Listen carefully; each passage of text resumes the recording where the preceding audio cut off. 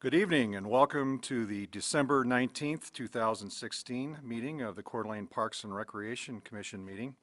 We'll go ahead and start the meeting with roll call. Melissa? Commissioner Cranston? Here. Commissioner McDowell? Here. Commissioner Lean? Commissioner Tate? Here. Commissioner Hill?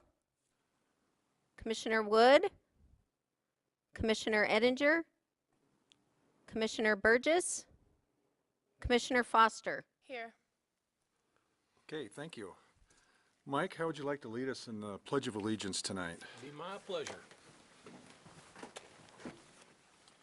I pledge allegiance to the flag of the United States of America and to the republic for which it stands, one nation under God, indivisible, with liberty and justice for all.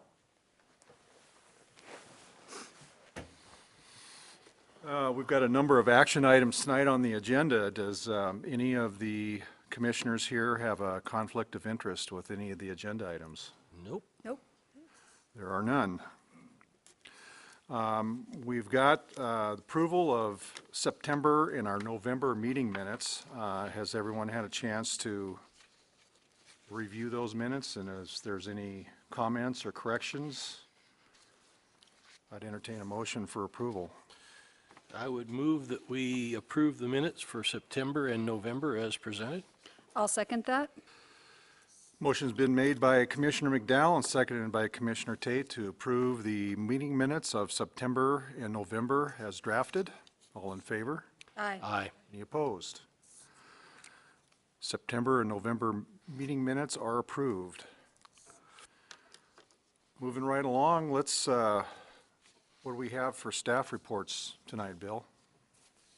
Pretty much a Monty show this evening. So my staff comments, not reports you asked about. So let's see, Recreation is just finishing up their 3rd through 8th basketball program. Roughly about 60 teams, 600 kids were involved in that. Their youth wrestling camp, first year's over, was co-sponsored by NIC, and Pat Whitcomb helped out with that. We continue to expand, offering our dance programs as we gain more interest from the community. And then registration for kindergarten, 1st and 2nd grade basketball starts in January. On the park side of business, Monty was involved in some of this a little bit. We, through 2030 visioning, they talked about some winter activities. And Sam Taylor, our deputy admin, had emailed me last Monday morning and said, what are we doing, Bill, about some winter activity? Is there ski trails or anything we can do? And I looked out the window, and the crew, it was a non-snow day. They were hauling out the excess snow that was piled up in the parking lot. So I ran out there real quick and said, why don't you guys pile that snow up here at McEwen? And we're going to build a little snow hill, and then we're going to then create a cross-country ski course inside McEwen. We did that in a couple of days. It hit Facebook, been a lot of good feedback. We got a picture of Monty coming off the hill in his skis and using the trail, and over the weekend we saw folks were out using it, so it was really kind of an impromptu thing that we put together in just a couple of days. And we used, we don't have a snow groomer, so we back dragged with a bucket on one of our tractors and just floated that along, and then created a really nice, and you could speak to that, you said it worked pretty well. Once he got out of the, onto where we had groomed it, he was cruising along pretty well. So we're pleased to offer that to the community. And then on another note, we sent some folks of ours, Sam LaPresta, Mike Kempton, and DeEtte Harrelson. They went to Everett, Washington about a week ago for a 3-day course for playground safety inspector. All of them have been safety inspectors in the past years, but it's not a course where you can get certified credits. You have to go back and take the exam all over again because the laws change so rapidly. You just have to take the course. So we still have these certified safety inspectors for our playgrounds. So kudos to them for taking care of it. And in fact, they went with Katie Kosenki's husband, Derek, works for Post Falls. They all shared a ride, and he went with them to Everett and took the course, and he also passed. So all 4 in our carload got their certifications. Great, good. Any questions for Bill? Thank you, Bill. Do any of the commissioners have any comments or announcements? I'd like to welcome Lily to the team. Thank you. Lily is our alternate student rep, and I think this is her first meeting sitting in with us. Yep. Welcome. Thank you. Yeah, definitely welcome aboard. I guess I would like to wish staff and all the members of the commission Merry Christmas and a Happy New Year to come. It's got it coming up real quick. You guys do a great job in, year out, and certainly the recent adjustments on McEwen, I think, are a good example of some of that extra effort that goes into making things great for our citizens. Certainly something we all can be thankful for. Well, thank you, Commissioner McDowell. We really appreciate that. Great. That brings us to a period where we have public comments. Is there anyone with us tonight that would like to address the commission that isn't already here for one of the agenda items? Nope. Okay, that brings us to Katie. Katie Kosanke tonight is going to give us an urban forestry update. It's all yours.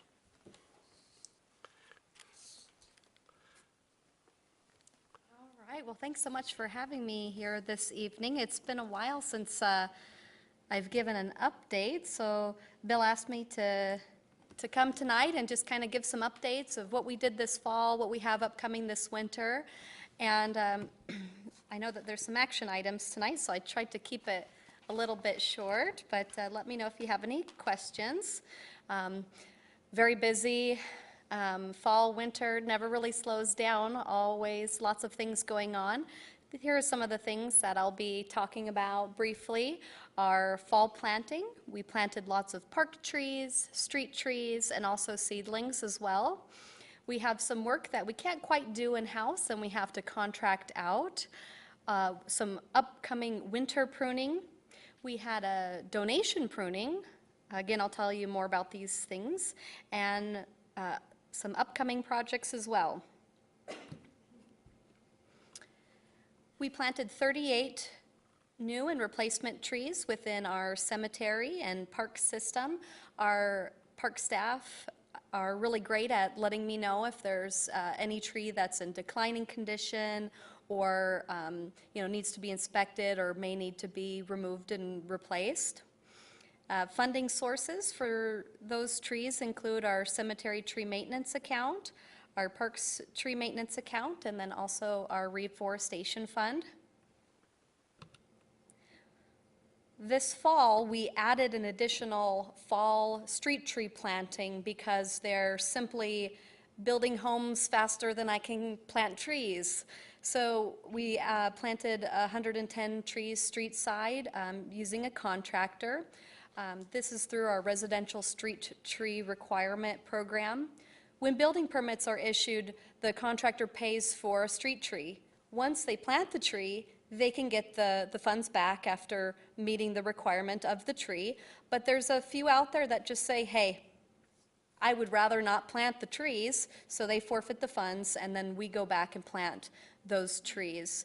And we're able to stretch the funds a little bit, plant a few extra trees in places, and that's also the funding that we've been using for our cost share program that we passed just a couple of years ago, which helps to offset abutting property owners' costs when they're pruning or removing trees that are within the public right-of-way.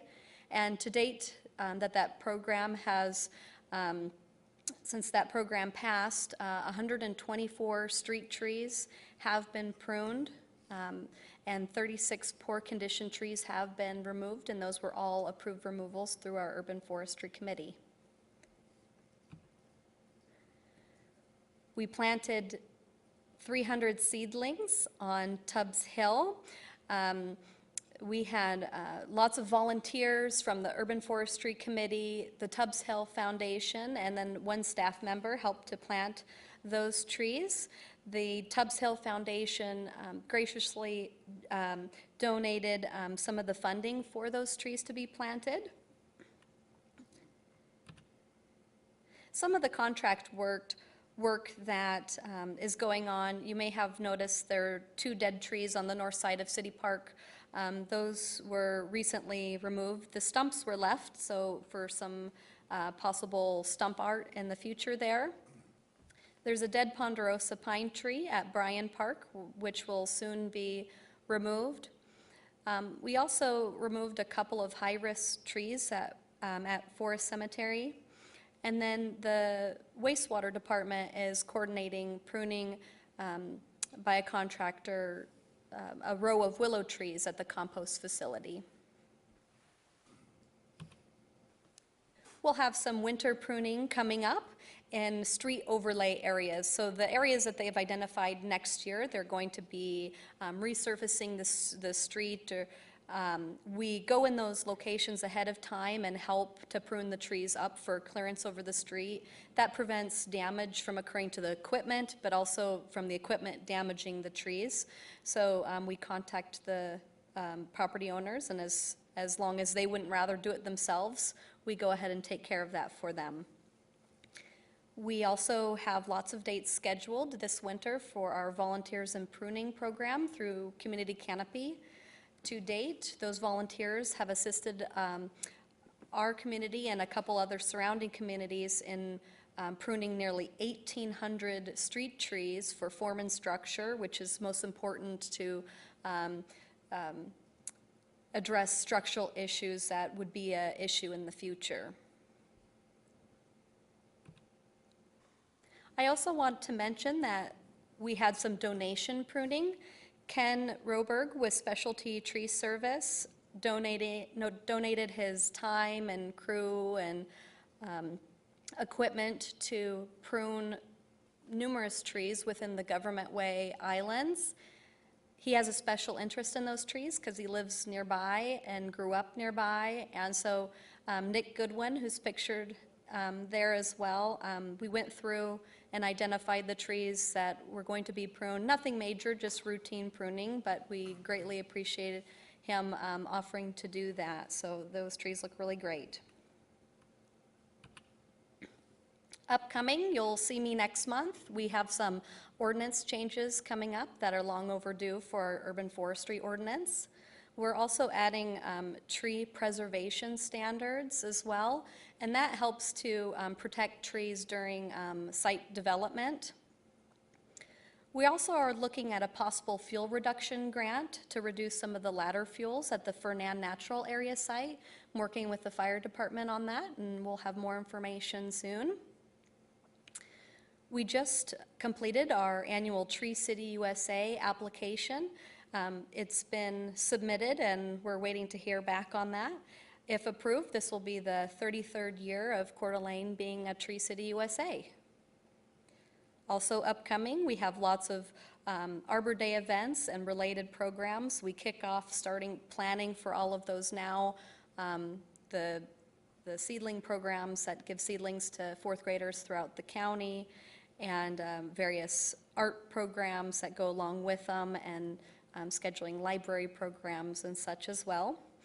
And then also now we're starting to plan for our spring street tree planting, where we'll plant another 100 or so street side with a contractor. And we make those contacts with people now to have everything coordinated and everything in place for early start for contractor.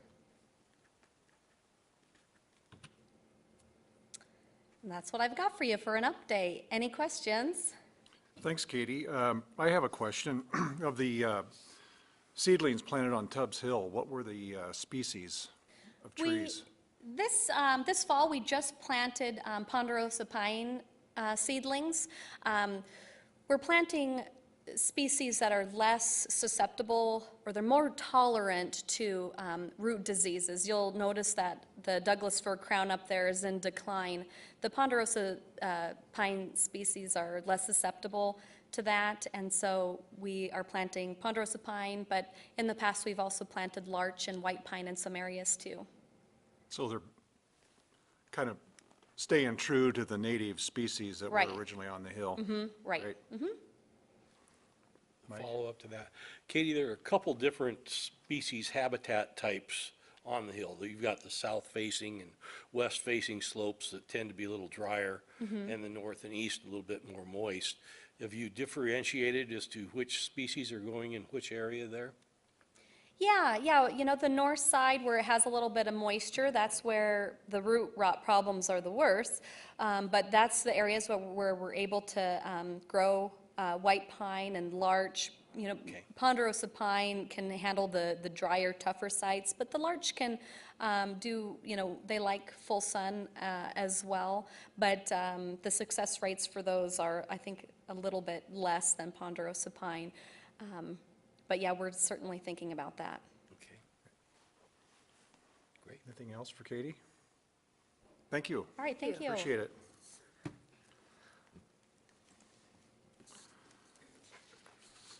Next up is bike status. This is a report from Monty. So Monty McCauley, take over. Good evening, Commissioners.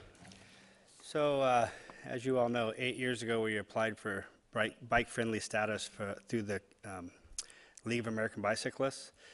It's a tough application. The standards are really high.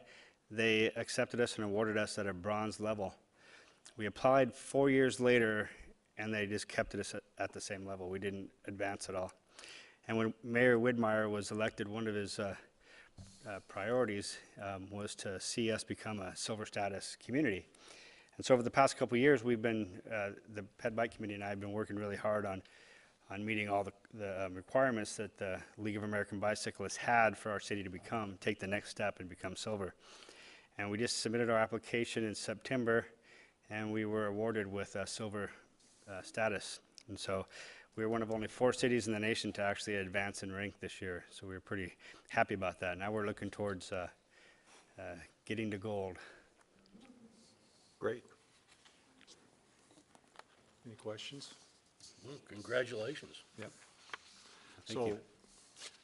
what's the next level beyond silver? Gold is after that, and then platinum, and I think that they've added a diamond level for places in Europe. So what are some of the goals that need to be achieved in order to Well, ascend, I guess? interestingly enough, when they sent us back our feedback report, a lot of the things we had done had surpassed most of their average gold standard cities. There's just a few things we need to work on to become gold. I think a lot of the things that we had done since the last time were we increased the number of bike lanes per arterial in our city. I think we're almost at 100%. And we also increased education. The things we need to work on are enforcement, more education. One of the top things is to really get the bike safety out there, teaching people how to ride bicycles the right way, to be safe. So those are some of the things we'll be looking at. They also like to see things like ordinances for that favor bicycle facilities, you know, pump stations, repair stations, showers in businesses, incentives for businesses to build showers, you know, certain types of bike racks, things that are better for bikes. The details are pretty fine. You can go into it for a long time, the different things they want to do as you get higher and higher up the ladder. But I think that if we focus on education and enforcement, we'll see an advance up to gold. Thank you, Bonnie. Our next item is an action item regarding the bike share program. And the decision point tonight would be whether the Parks and Recreation Department to request the Parks and Recreation Commission to recommend to General Services that the city approve entering into a memorandum of understanding agreement with the Zagster to start a bike share program. One of the steps in making our city friendlier to bicycles is to create a bike share program. This would provide people the opportunity to check out or rent a bike from various locations around town. The city attempted to create their own bike share more than 10 years ago by leaving bikes around town for people to use for free, but most of the bikes went missing. These programs are usually cumbersome to manage, so the city hasn't seriously pursued a program since then, even though it has been discussed for years. There are now companies that provide a turnkey service for bike share programs. The cost for this project will not cost the city anything. The company Zagster installs the infrastructure, provides the bikes, provides the repair and rebalancing contracts, and does their own tech support. The company will go out with our help and solicit sponsors to fund the program. If enough sponsors can't be found, then the city will not accept this program. Providing a bike share program will give both citizens and visitors a means to get around and recreate in our city that they may not have had the opportunity to do before. This will help us reach our goal as a gold status bike-friendly community and help us achieve all-star status in our Let's Move Coeur d'Alene program. Again, the Parks and Rec Department is requesting the Parks and Recreation Commission to recommend to General Services that the city approve entering into an MOU agreement with Zagster to start a bike share program. Anything else you can add, Monty? Well, I brought the idea of bike sharing to you guys, I think, earlier this year, but for the benefit of the viewing public, I could go through some slides again to let them know what bike sharing is all about. Bike sharing, a lot of bigger cities are doing bike share. The problem they're running into is it costs a lot of money to provide all these bikes, to build these stations, to have people go out and take the bikes that are too full at one station and put them at another, even them out, repair the bikes that have flats, track the different payments and the bikes themselves. There's a whole staff side or software side of it too, as far as the stuff you use on your phone to rent the bikes. And so the staff report here says there are now companies that provide turnkey service. I should have put company. There's only one that does that so far in the world, and that's Zagster. I like the idea of this because we're not a big city. We can't afford millions of dollars to build these bike share programs. And even in the big cities, they're having a hard time justifying them because they cost a lot, so they need to charge money to make that money back, and they don't really make money back. The goal of bike share isn't to make money. You could break even if you do it right. But the Zagster business model is a lot easier on cities because they take all the risk. They go out and they solicit sponsorship from local businesses by selling advertising on the stations or on the bicycles themselves. And the different businesses will sign up for a 2-year contract. And this allows them to pay for their bike share program. So they'll be putting stations up all over town. Like I think in this presentation they show 6, but we might have reduced it down to 4. There's 6 or 8 bikes at each station. They replace their bikes every 2 years too. If they get worn out, they replace them with new ones. They do all that stuff. They hire local bike companies to work on the bikes, service them, and balance out the stations. So it's a really neat program, and the reason why they're partnering with us instead of coming as an outside business and starting this is because of the sponsorship. It's pretty important to have some kind of government buy-in. It also helps them know what cities would work for them, because they don't want to come into a city that they're not going to have the support to keep the program going. And I did talk to one of the top guys at Zagster the other day, and he had said that so far they've never not been able to find enough sponsors in a city they've gone to. So that was pretty encouraging. So you can see they all have a certain look to their bikes here in the presentation. They attach to these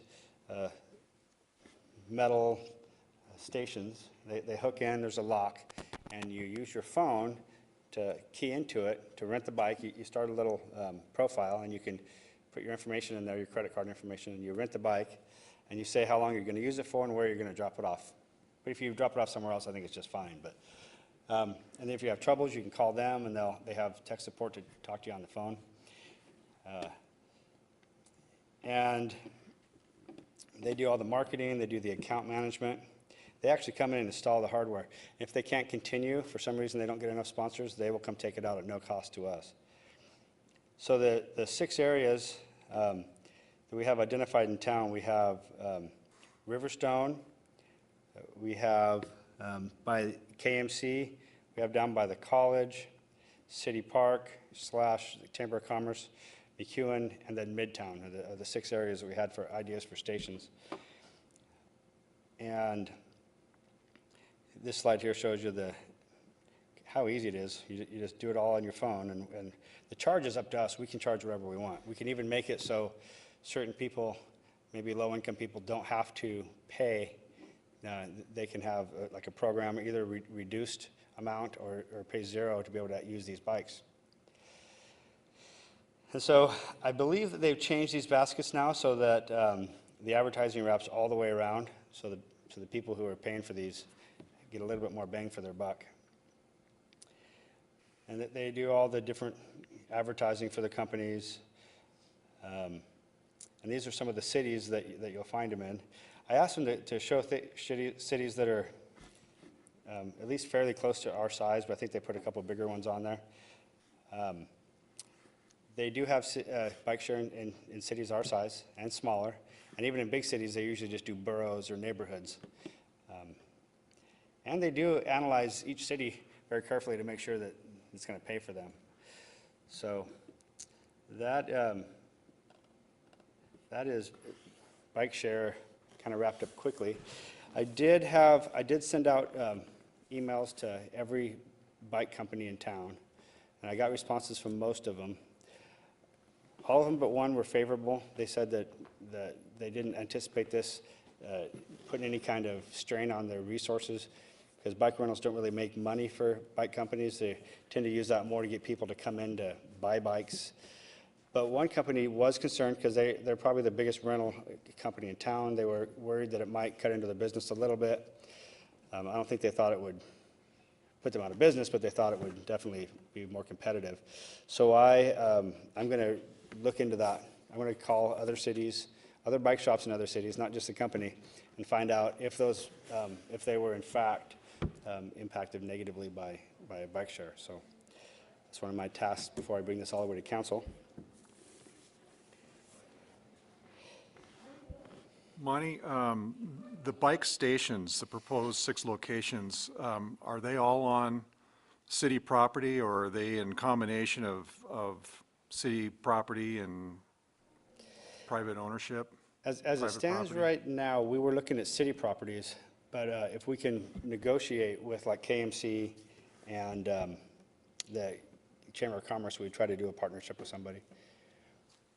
Jenny? Are you considering an expansion up to the Croc Center?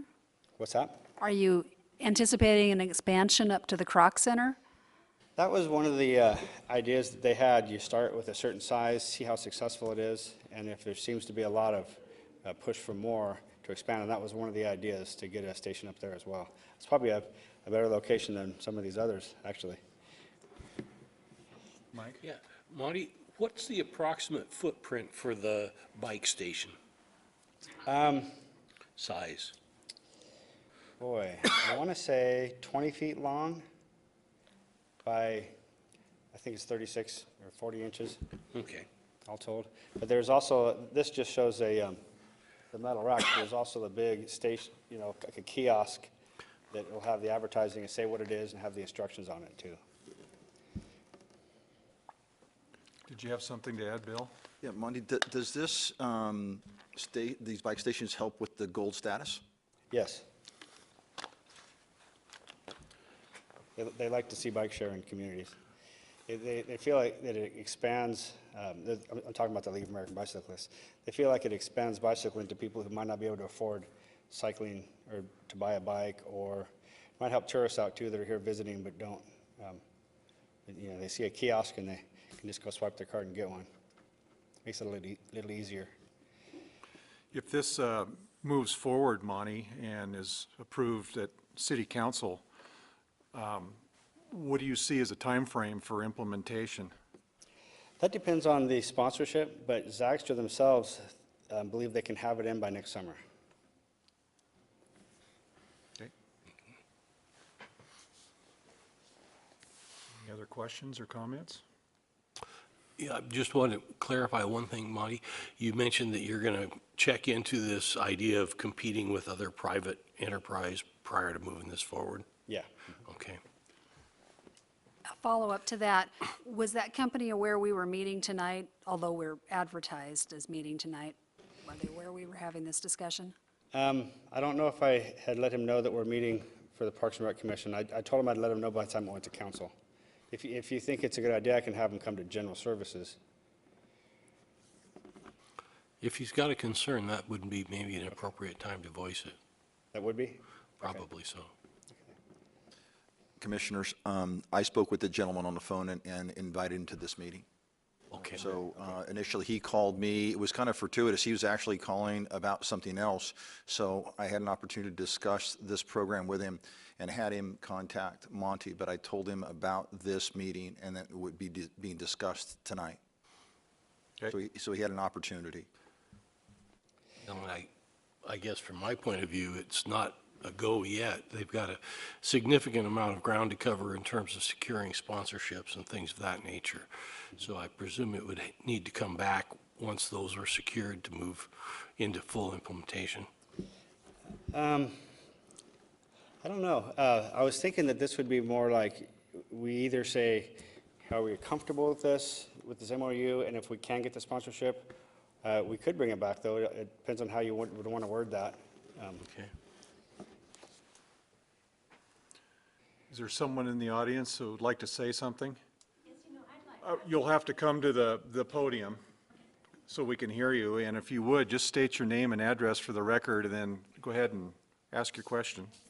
Linda Volovich from Coeur d'Alene, and I'm just curious what we know about the number of cities who have dropped this program of Zagster compared to the ones that have kept it, and why would they have dropped it? Do we know how many cities have fallen out of the program? I haven't heard that any have fallen. Oh, I thought you said something about that. Other cities have dropped Okay. self-funded bike share, but not This one? turnkey. Yeah. Okay. And then the other thing, what was it?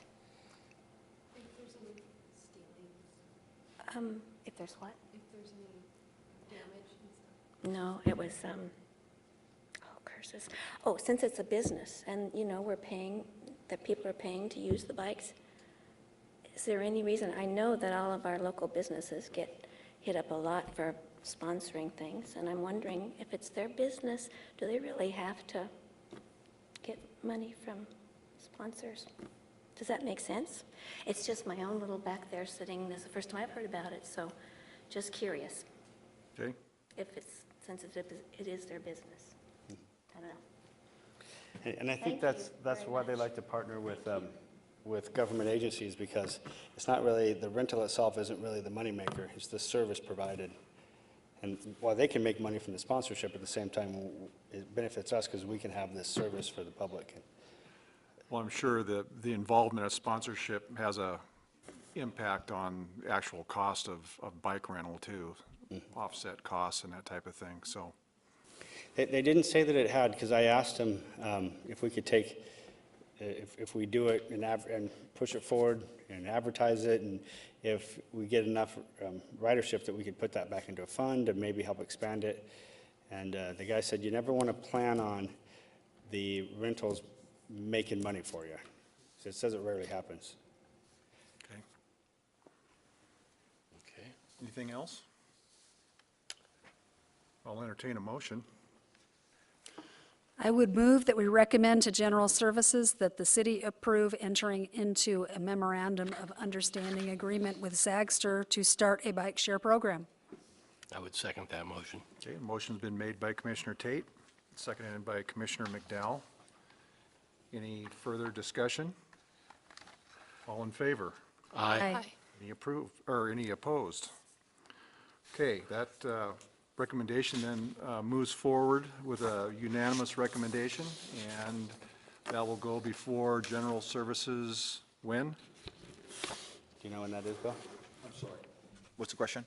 The recommendation will move forward to General Services, and it'll be when? Their next meeting? The first, let's see, it would be the 7th or 8th. I'm sorry, I don't have a calendar in front of me, but yeah, it'll go to General Services and non-council. I don't recall the dates, I apologize. But next month. Yeah, I don't know what's the city's schedule going to be next week, given that Christmas is on Sunday. We have Monday off. Okay, Yeah, so things were getting pushed. got it. Okay. Okay, our next item, the 2017 Bike Trails and Master Plan.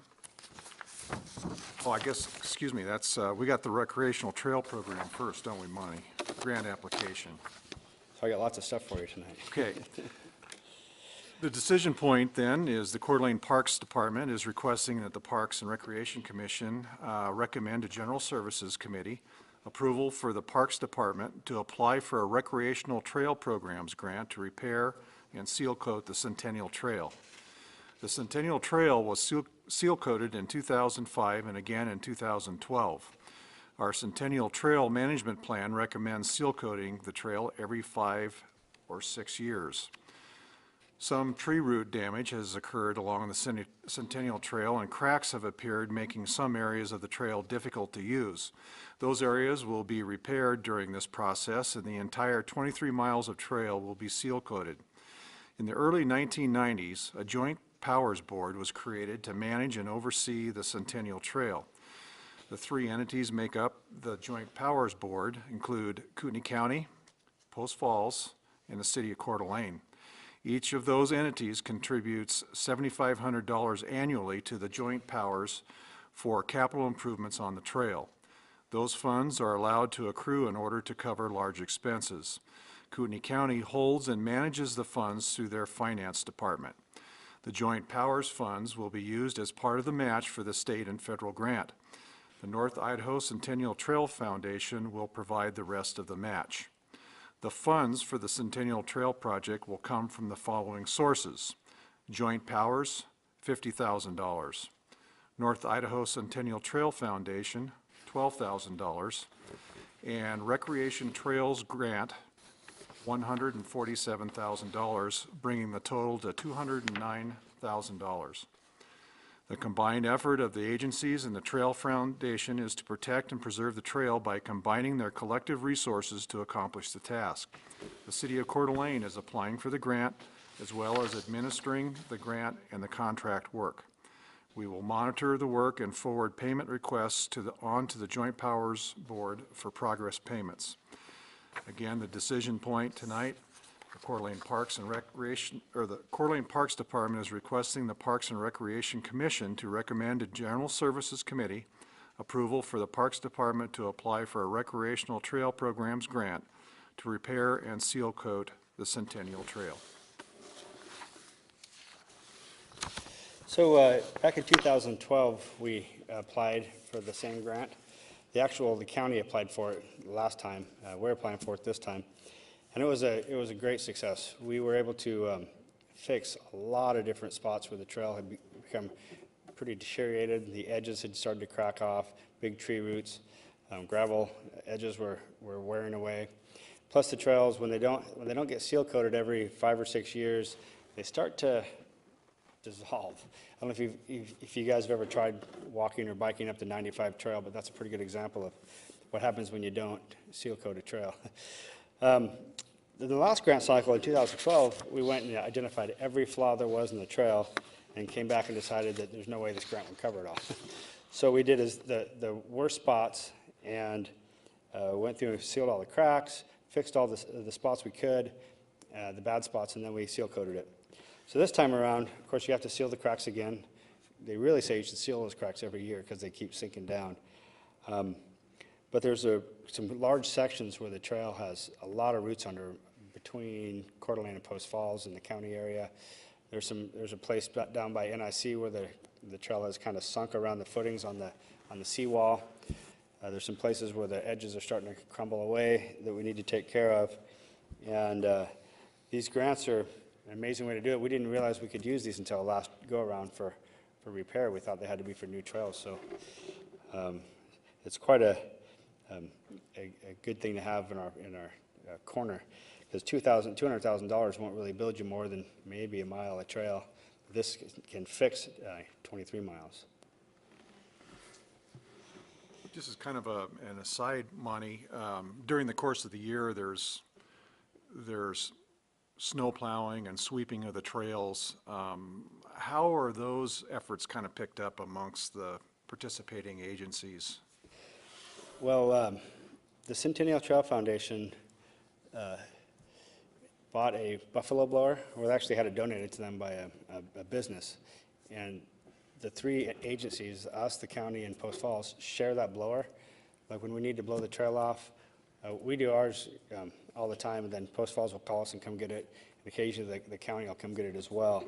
So when it comes to getting the trail clean, they do that. We also each have our own mow crews that go through and mow the trails. And we plow trails in the winter, so does Post Falls.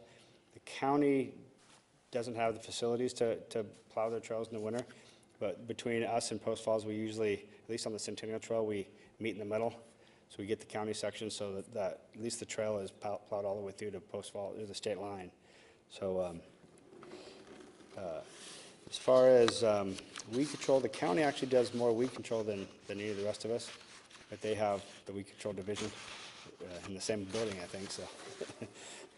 Other than that, it's all pretty even. Now, I know that the state is also part of the Centennial Trail. They have their own funding. They have their own maintenance schedules. They don't contribute to joint powers. They usually pay for their own stuff, their own repairs, their own seal coating. But we got them in part of the last grant because it's nice to have it all, be done at the same time. And we're doing that again this time, even though they don't contribute to the joint powers. They do a lot of trail maintenance on their section, and they have all the bathrooms, so that costs quite a bit to maintain. Can you kind of describe the timeline from when the grant application is due to grant award to, I would assume, award of bid and when the actual work would be accomplished? Well, the grant is due January 20th, I believe, somewhere around there. And they let us know in, I think, by April. And by June, I believe we can start sending out bids for contract work. And I believe last time we started in August, by the way that it all fell out between going out to bid, meeting with contractors, and then accepting the bid. It took us about a month to do it last time. And I actually was out there with them every day, blocking off the road behind them and in front of them, making sure that they were doing what we wanted them to do, and watching the whole process. It was pretty neat. A little boring at times. How are you able to coordinate all this work with the active trail use, especially in the summer months? It's a little difficult. I'd go behind the truck. When they're doing repair and patch stuff, it's pretty easy. They just block off an area with signs, saying cautious, go around. But when they're doing the seal coating, they're moving, and they're covering about a mile a day. But you move a mile in an 8-10 hour period, and if it's a hot day, it'll dry behind you in a couple hours. So I'd set up some signs and some tape across the trail behind, and then in front I'd do the same thing. We still had several people bust right through the tape. You'd see them riding by with tape streaming on them, and they'd ride right through the tar or the oil with oil spots all up and down their back. Even saw one person wipe out. I mean, not trying to laugh. Any questions for Monty? I think that's a great I idea. think it's a great opportunity here to keep up a wonderful amenity here in our communities. You bet. I would make a motion that we recommend to the General Services Committee that the Parks Department have the approval to apply for the Recreational Trail Programs Grant to repair and seal coat the Centennial Trail from the state line to Higgins Point. I second. Motion's been made by Commissioner McDowell and seconded by Commissioner Tate to forward the recommendation to General Services. Any further discussion? All in favor? Aye. Any opposed? Okay, Monty, you have your second recommendation tonight. Thank you. Ready to go for 3? Yeah. Go for a hat trick. All right, next up, 2017 Trails and Bikeways Master Plan. The Coeur d'Alene Parks Department is requesting the Parks and Recreation Commission to recommend to General Services Committee the adoption of the 2017 Trails and Bikeways Master Plan. The Coeur d'Alene Parks Department adopted the current Trails and Bikeways Master Plan in 2010. There have been many changes to the city since then, and an update to the plan was needed.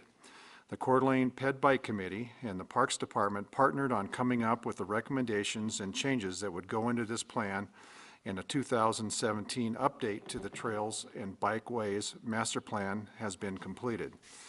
This plan inventories all trails and bikeways facilities, as well as provides suggested recommendations for future trails and trail connectivity.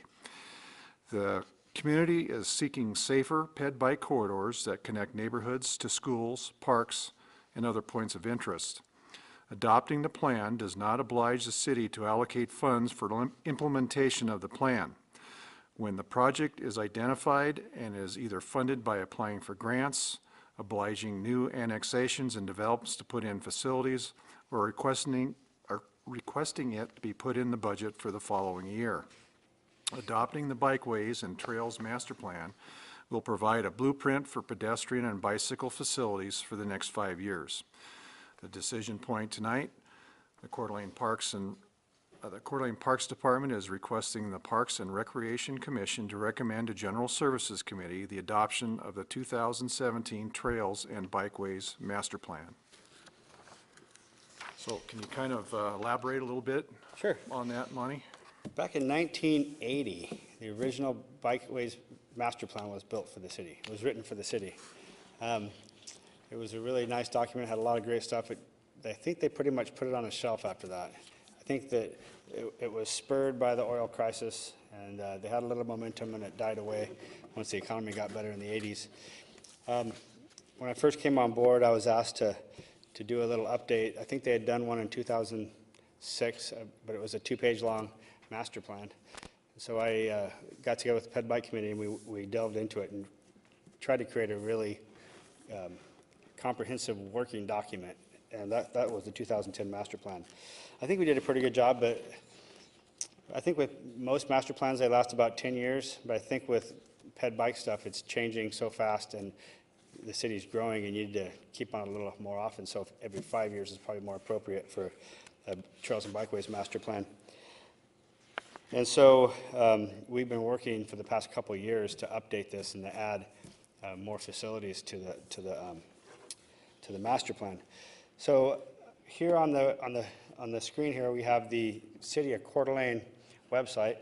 I was going to show people how to navigate to the plan, because even though we're passing it tonight, we have up until the council adopts it to make changes. If anybody has any suggestions, we can add changes to it up until they adopt it. So this is the www.cdaid.org, the city's main page. You just scroll over to government and down to the Parks Department. And on the left, you'll see a menu that says Trails. And you just scroll down to the bottom where it says Draft 2017 Trails and Bikeways Master Plan Update. So even as we're working on it, I have a second link there so we can keep putting that document in, so when you click on it, you'll go to the new document. So, and this is our plan. I think a lot of the things we've added that weren't in the original, besides the majority of it is more bike lanes, we've also added other types of facilities that could happen if the situation called for it, like buffered bike lanes, which we are getting our first buffered bike lanes this 2017 on Government Way and on Saltese. It also calls for protected bike lanes in some situations if it calls for it. We put in bike boulevards, we put in bike corrals, the things that we've been doing over the past several years that didn't make it in the first plan. We also added a mountain bike trails plan within this plan to help kind of guide connecting all these different trails out there, because there's a lot of mountain bike trails in this area. We added a couple different policy and standards. We're changing the standards a little bit, and that'll be more engineering. But let me come down to the maps here, and we can show you what we're really adding as far as to the overall maps.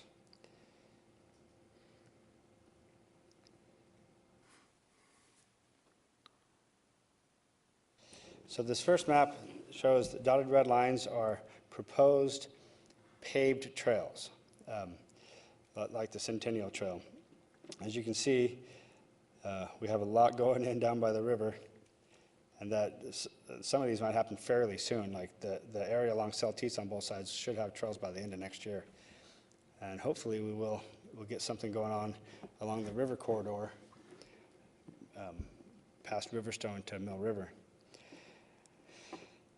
There's a few other areas that we could probably even, Bill and I were talking about this the other day, that we might add it in here before it gets to council, and that would be to maybe add some bike trails to connect the 95 trail that the state is now talking about rebuilding that for us. Once they rebuild it, we'll accept that, the responsibility for it, and now we're talking about maybe building a couple other trails to connect to something, because you know, once you get to the end of 95 trail, you're stuck at the freeway. There's nowhere to go. So we had a couple ideas. We might add that here before it goes to council. So I will go ahead and scroll down to the map that shows all of them at once, what it'll look like. We have all the proposed right here. So if we got in all of our proposed trails, and the yellow, of course, is proposed bike lanes, painted bike lanes. The purple are bike routes. The kind of pink there is bike boulevards. The green are just signed routes, like a named route, like the Center's beach route. You can see that we have a lot more comprehensive coverage throughout the city. When we combine them all together with what we already have, current and proposed trails and bikeways, you can see that you can get just about anywhere in the city by bike. Monty, what color are the existing, I can't read from here, the existing paths? What are The those? bike lanes, bike trails are Well, yeah, solid all the red. ones that we have currently, not the proposed. Solid red. All red, thank you. And we added this time around water trails. So you can see the blue dotted lines along the edge of the lake and the rivers. Those are water trails that are signed and mapped and put online, and people can go and find out about them, and so they can know where to launch their kayaks or their paddle boards and areas to paddle to and around. So, any questions about It's that? like a pretty comprehensive document. Yeah, it really does. I will say one of the other things that we put in the plan that we didn't have before is a recommendation to start looking at building the sidewalks on the east end of town, the Sherman area, East Sherman. A lot of those neighborhoods don't have sidewalks and never have. They were built before, prior to laws requiring sidewalks. And one of the suggestions in here, and of course it doesn't have to be followed, is to, the city currently has a crew that goes around and repairs sidewalks. And that's only for a limited amount of time. And once that sunsets, we're suggesting that the city consider keeping that crew on and just start building sidewalks in those neighborhoods that don't have them. That way we can, because it's pretty bad if you're a person in a wheelchair trying to get around down there. Mike? Yeah, if you were looking at doing something like that, would you have a way to prioritize the work so that it looked for like school routes and things of that nature, for safety for the kids and things of that nature as a priority? Yeah, I think we start with schools, and then we go to places like Mullen Road right here, Mullen Avenue. We have the Centennial Trail on one side, the bike lane. We don't like bike lanes on one side, two-way on one side is kind of dangerous. So we have some solutions to fix that, but if we do that, we make them just bike lanes, and you can't walk in those. And so there's certain areas along Mullen that there's no sidewalk, you have to get and walk in the street. And so before we can really fix Mullen, the Centennial Trail in Mullen, we need to get sidewalks in for pedestrians. So just as kind of how the master plan as a document is used, I guess how is it triggered in other deliberations regarding, planning issues or subdivision proposals? I guess just describe, to the public here that's listening in is what flags this document to come up and be reviewed when Well, planning and zoning issues are being considered? Well, when a new development comes in, and we ask them to build a trail, let's say, if it's not in the master plan, we don't really have a leg to stand on, unless there's already a trail that, that they have to connect to. And we do have an ordinance for that. But a lot of times, they're a brand-new ordinance in a brand-new area, and a lot of developers see the value in putting trails in, but not all of them do. So to have a plan in place, it's the impetus for getting these trail connections in these areas that might not already have a trail adjacent to it. That's for bike trails. For bike lanes, it gives us a plan that we can submit to the street department, and we say, these are the amount of streets we need to have bike lanes on, eventually, all of them. But we need to break them up into streets that are going to be overlaid or repaired or just restriped in these particular years. We've got to budget them a couple years in advance. So eventually we'll get the entire thing done, but if it's not in the plan, they won't do it. When it comes to other things like maybe the sidewalk, at least it gives a precedent saying this has been talked about, the sidewalk plan to build sidewalks.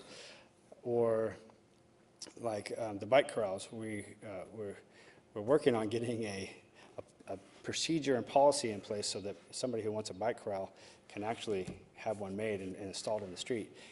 But we have to have a process in place. So we have these written down. We say these are recommended by experts and they've been approved by everybody. We should really think about trying to figure out how to make it happen. So I think it just lends a lot of credence to certain ideas, and it definitely gives teeth to others. Okay. Any other questions? Thank you, Monty. Thank you. Very thorough tonight. Well, what's the group's pleasure? I move that the Parks and Rec Commission recommend to General Services Committee the adoption of the 2017 Trails and Bikeways Master Plan. I second. All right. It's been motioned by Commissioner Tate and seconded by Lily tonight to forward the recommendation forward to the General Services Committee to adopt the 2017 trails and bike trails and master plan. All in favor? Aye. Any opposed? Okay, Thank you. that goes forward with a unanimous motion. Bill, do you have any other announcements or comments here before I do not we at this time. Thank you, though. get close to adjournment here? How about any of the commissioners? Any other comments or announcements? Okay. I'll just make a couple of brief meeting announcements then. Our next regular workshop will be Tuesday, January 3rd. That'll be 11:30 at Caruso's Deli here in Coeur d'Alene in their meeting room. And then our next regular monthly meeting will be Monday, January 23rd, 5:30 right here in the library community room. And with that, I'll entertain a motion for adjournment. So moved. I second. Okay. It's been moved and seconded for adjournment. All in favor? Aye. Thank you, everybody. Everybody have a wonderful holiday season, and we'll see you all back here next year.